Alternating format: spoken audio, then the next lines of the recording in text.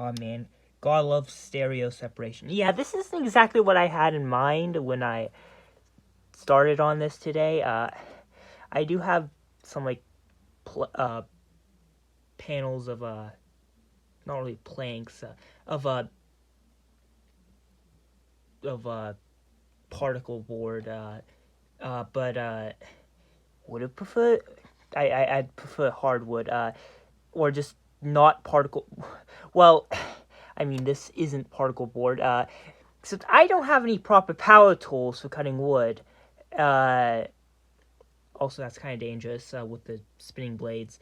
So what I do have are box cutters and electrical tape. This isn't exactly the treatment I was planning on doing for this.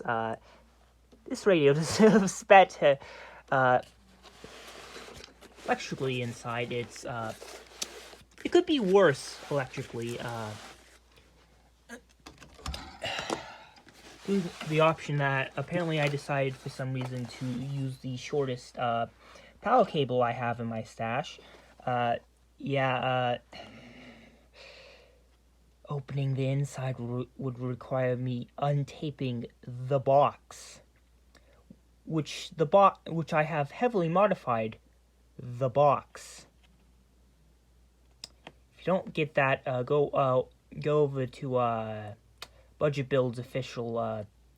Type the phrase Budget Builds Official into the YouTube search bar, and you'll find the video. Antenna could use a zip tie on the outside so that it doesn't get pushed in. I'll probably use that after I eat something. Speaker left and right. That's actually quite straightforward. This radio does actually output 4 separate channels. However,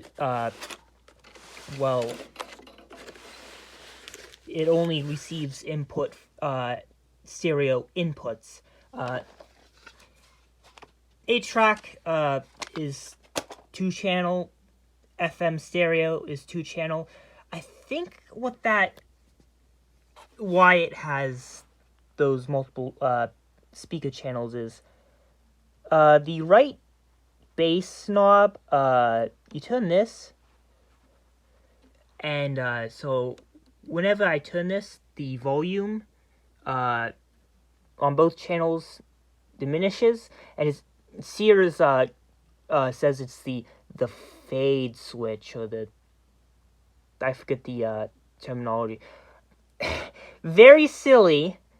Would have preferred an extra switch on here instead that forcefully turn the FM stereo off, when you don't have quite a strong signal.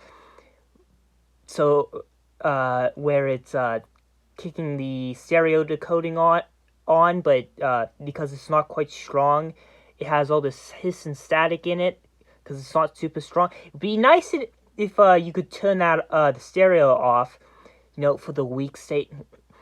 I'm done.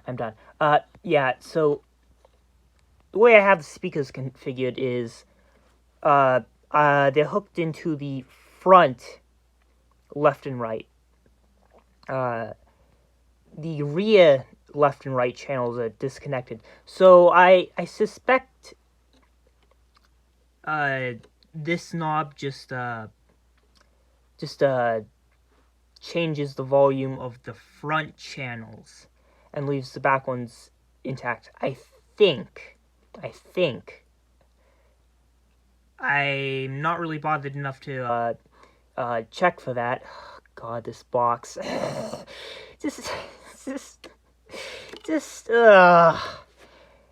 mean, if I post this onto the tech support gore subreddit on Reddit, but fucking hate that site.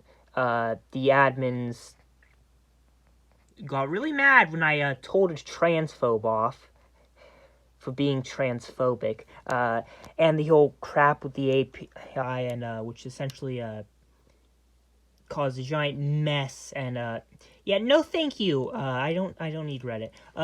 So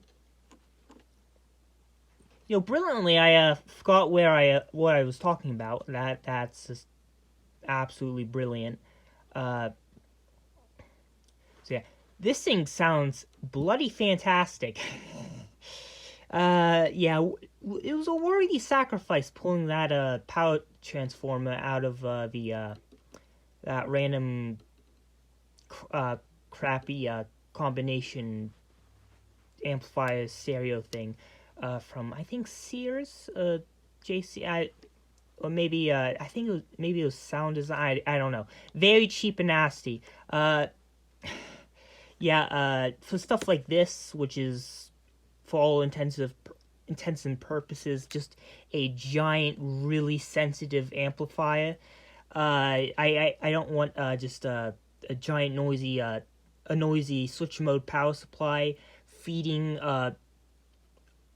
high pitched frequencies into the power rail of this thing and causing a horrible interference noises. So there is a old iron transformer in there, and a bridge and a rectifier and a capacitor for a nice linear supply. Supplies hovers at unloaded about 17 volts, although when it's connected it clamps down to about 13 to 14 volts, which is actually quite sort of spot on. Volume and power, tone control. I don't know why you need a tone control. It basically just acts as a adjustable low pass filter, so that you can knock the high pitch, so that you can how do I when you turn the tone down, it cuts off more and more of the higher frequencies. It sets the low pass filter, everything below gets passed, low frequencies, everything above gets cut off. But adjusting this knob, it sets it modifies that threshold. So basically, I just leave this all the way up so that it gets the full frequency response. I don't know why anyone thought that was something anyone would want.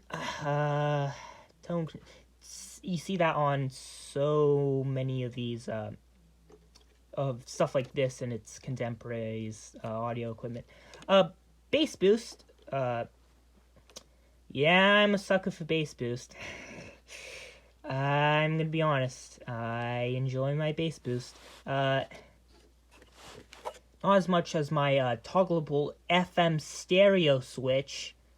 Still miffed about this. Tuning. Balance. Now that's useful. Balance, yes. Stock balance. So yeah. Changes the volume of the balance between the channels. Quite useful if you have weird hearing stuff, or if the source material is for some reason is a little louder on one side, and that's kind of triggering your autism. Very nice feature. Kind of silly. Oh yeah, the fade switch. The fade. Fade. Radio band select have FM and AM. They both go off the same antenna, so which is a bit of a problem because FM and AM the antenna designs for both bands are completely different. The RF engineering. So I mean, I have that antenna that I think is normally used for was intended for Citizens. It works great on with this thing on FM, but on AM with that antenna not the best, although if I clip the antenna onto like a ground point, like on an outlet or on a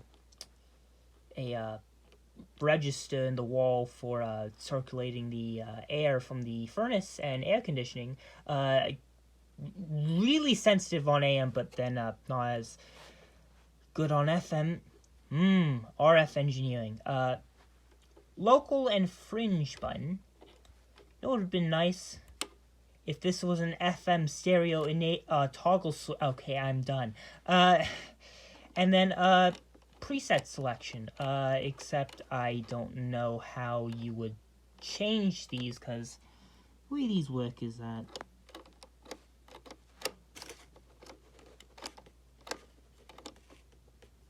that you promptly fail to properly demo this on camera.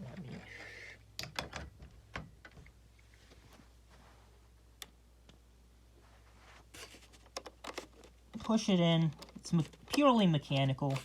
Yeah, that works a treat, except I have no idea how you would adjust these. Surely these would be adjustable. That would just make sense. There were even All-American 5 radios from way back in the 20s and 30s that employed a similar setup as this, and those were adjustable. Although I can't imagine the experience being very well, because those don't tend to have automatic frequency control. Meanwhile, this thing does, which means it's plenty good for these presets to get mostly on, because the AFC will kind of snap to the station. Those old radios wouldn't have had that, so but it would have been like you press the button and then you kind of fiddle with the tuning to slightly to get it in the best, because the components drift ever so slightly based on temperature and humidity and whatnot. But 8-track. This is let's talk 8-track. I've been inside of this thing. That's not really showing up very well. But the head mount is metal, which is very nice, because a lot of the head mounts are plastic, and it's that type of plastic that snaps over the years, so.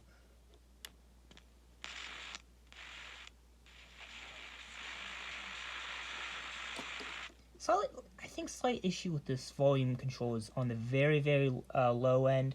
Left channel isn't in.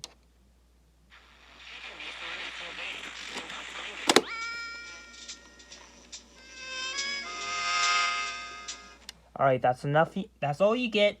We know the capitalists. We know how anal they are about the, oh, my intellectual property. Oh, God forbid someone use 10 seconds of audio for my precious IP, let alone part. Oh, no. Alright, should do that less. Very nice 8-track player, except for the bit, although I guess an eject button would have been nice, but I guess that's really not. That's more of a problem with this not being in a car. I don't even have my own car, let alone a period correct one that would take something like this, because I can guarantee. I know nothing about car audio, but I can guarantee that this thing would not fit in a modern car. You have the modern ones are going to be proprietary for every single brand, model number, and year of production for the massive touchscreen thing. But even for the mid 2000s ones, they're not gonna. This isn't gonna fit in any remotely modern car. The connectors might be the same. I don't know if those are different. But no way in God's green earth this is fitting into a modern-ish car without weird, without you getting creative with the hacksaw and the sheet metal. And I mean, this seems pretty thick, first off, so it probably wouldn't even slot into the mount. I think, because yeah, I do at least know that modern-ish cars, they have the standard like tray slot thing, and I think that might not be as. I think this is taller than that standard. So yeah, very nice radio. Still plan on getting a nice wooden cabinet for this, and yeah.